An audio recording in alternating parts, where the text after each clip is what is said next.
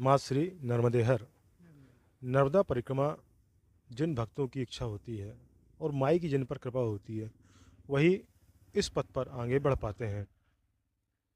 देवउठनी 11 के बाद बहुत से लोगों ने जहाँ अमरकंटक से नर्मदा परिक्रमा प्रारंभ की, तो वहीं जो एक सिद्ध स्थान है ओंकारेश्वर, वहाँ से अधिकांश लोग नर्मदा परिक्रमा प्रारंभ करते हैं। बड़ी संख्या में लोग संकल्प के साथ नर्मदा परिक्रमा प्रारंभ भी कर चुके हैं। हमारे साथ ये जो संत हैं दो, इन्होंने आज ही और यहीं नर्मदा तट से परिक्रमा प्रारंभ की है। आइए उनसे नर्मदा परिक्रमा को लेकर चर्चा करते हैं। महाराज जी नर्मदे हर। नमस्कार महाराज जी।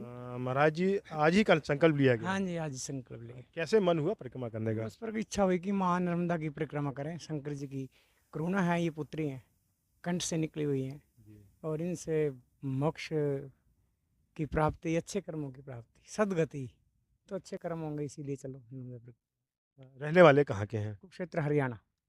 तो हरियाणा रहने वाले और यहाँ आके परिक्रमा, ये संजोग कैसे हुआ? ये बहुत से पहले भी हमारे साथी करके गए हैं यहाँ से, जी। न परिक्रमा करके गए, तो बस हमने उस तरह हम भी परिक्रमा करें। हरियाणा कुरुक्षेत्र में नर्मदा जी के तट से बहुत दूर राज्य है एक, और वहाँ के लोग अधिकतर परिक्रमा में कम ही आते हैं। नर्मदा जी के बारे में कैसे ज्ञात हुआ या मालूम हुआ, उनके प्रति कैसी श्रद्धा बढ़ी? हमारे ऋषि मुनि पहले यहाँ घूम के गए हुए हैं, उन्होंने हमें बताया है। फिर टीवी पे भी बहुत आता है, सुनते हैं, शास्त्रों में पढ़ते हैं, पुराणों में वर्णन है इसका, माँ का तो जगह जगह। तो आप जैसों के आशीर्वाद से और भगवान शिव की कृपा से तो हम, अपने परिवार के बारे में बताना चाहेंगे, कौन कौन है? मैं तो अकेला हूँ, भाई भाई। तो ये हमारे गांव से हैं जोगिंदर मास्टर जी। तो आपका व्यवसाय क्या रहा है इतने दिन तक? हाँ, मैं रिटायर हो हूँ टीचर, और ये किसान है। तो शिक्षक थे, लोगों को शिक्षा दी विभिन्न तरह की, अब खुद कुछ सीखने के लिए सीखने के लिए आए हैं, कल्याण के लिए आए हैं, देखने के लिए आए हैं, माँ की करुणा पाने के लिए आए। अभी तक का जीवन यदि आपके माध्यम से समझा जाए तो कैसा रहा? बहुत अच्छा रहा जीवन, बहुत अच्छा। तो आप जब भी तो अच्छा कदम रख लिए, पीछे अच्छे थे, अब आगे अच्छे चले हैं, आप जैसे लोग मिले हैं। आज से परिक्रमा जैसे प्रारंभ की है, हाँ जी। तो मन में कहीं कुछ संकोच कि मैया परिक्रमा पूरी करा पाएगी, कैसे पाएगी, क्या होगा क्या नहीं होगा, ऐसा कुछ मन में? कोई संकोच नहीं है, परिक्रमा तो पूर्ण हो चुकी है, चल दिए। इसमें कोई विकल्प नहीं है कि हम बैठ जाएं या रुक जाएं, ऐसा नहीं है। तो इनकी कृपा है, इनकी कृपा से ही हम आए हैं। भंडारे कर रहे हैं 2-3 दिन से, यहाँ 3 थे हमारे साथी। आज मास्टर जी का कल हमने किया था, भंडारे करके माँ को प्रणाम करके बस फिर आगे चलेंगे।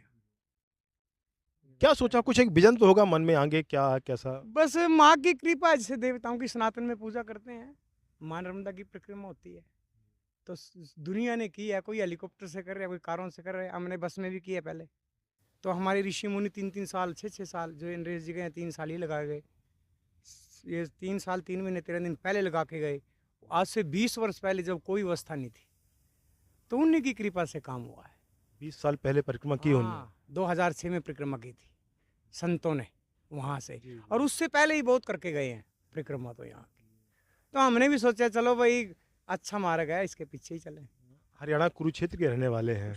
कुरुक्षेत्र जहाँ पर महाभारत का युद्ध हुआ था, तो एक ऐतिहासिक नगरी है, आध्यात्मिक नगरी है, कुछ बताना चाहेंगे उसके बारे में?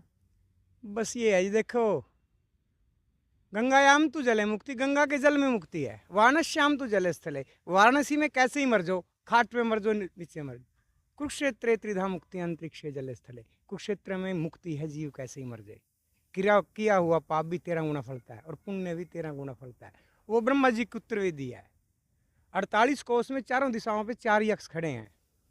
भगवान शंकर यक्ष रूप आए जटाधराए, उसमें आता है। तो चारों तरफ खड़े हैं। जिसने भी युद्ध के समय 18 क्षोणी सेना, 11 कौरवों की थी, 7 पांडवों की थी, जिसने भी प्रवेश कर लिया वो दोबारा जा नहीं सका। वो गिने मिने बस 10 योद्धा बचे थे। एक थोड़ा समय और लूंगा आपका। कुरुक्षेत्र में जो महाभारत की लड़ाई जो थी, धर्म और अधर्म के बीच थी, ठीक है ना?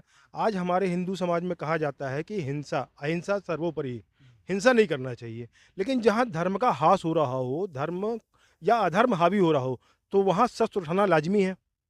हाँ बिल्कुल, वहाँ पर तो धर्म की रक्षा के लिए तो सारा अधर्म का भी लेना पड़ता है। ऐसे महाभारत में दुष्ट ले गए थे, कैसे स्थान मारे गए, नर बात चली ना भाई, झूठ बोल दो बस, अगर इसको बचाना है। तो आज के लोगों को आप संदेश देना चाहेंगे कि आज हमारा समाज भी कहीं ना कहीं हिंदू समाज जो है प्रताड़ित है, तो उसकी रक्षा के लिए आगे आना होगा, शस्त्र उठाना पड़ेगा। बात ये है अनंत जी, वो तो समय से नर्मदा माई अब पिटवा देगी, समझे नहीं। वो तो शस्त्र तो सदा उठते आए हैं धर्म अधर्म के लिए, इसमें क्या करोगे आप? सब हाँ, सब कुछ होता है ये तो। अपने बारे में कुछ बताएंगे? मैं तो बस किसान का लड़का हूँ जी। जी। तो मेरे मन में इच्छा उठी है कि माई के हम भी दर्शन करें, परिक्रमा करें, जितनी होगी ठीक है। घर परिवार में कौन कौन है? 3 बच्चे हैं। जी। तो जब आपने मन बनाया परिक्रमा करने का, तो बच्चों की क्या प्रतिक्रिया थी? नहीं, बच्चों ने कुछ नहीं कहा, बोले कर लो, आपने ऐसी इच्छा है तो यात्रा कर लो। जी। लगभग क्या उम्र होगी अभी? 65 साल। 65। और रोजाना पैदल चलना है।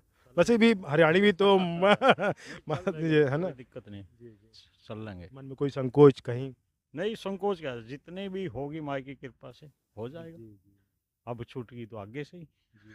तो अध्यात्म की ओर पहले से कुछ जुड़ाव था कि पहले खेती किसानी भर हो गया नहीं उसके? है, गाँव में मंदिर है, वहाँ जाते हैं, शिव का मंदिर है, वहाँ भी पूजा कर, तभी तो अलाउड हुआ। अगर धार्मिक नहीं होते तो यहाँ कैसे आते? क्यों माँ बुलाते आप? इसी की अनुमति से ही आना है। मन में कुछ है कि कब तक परिक्रमा कर पाएंगे क्या? कोई ऐसा नहीं, कुछ नहीं, कोई संकल्प, जब तक मैया चलाएगी। बस चलेंगे।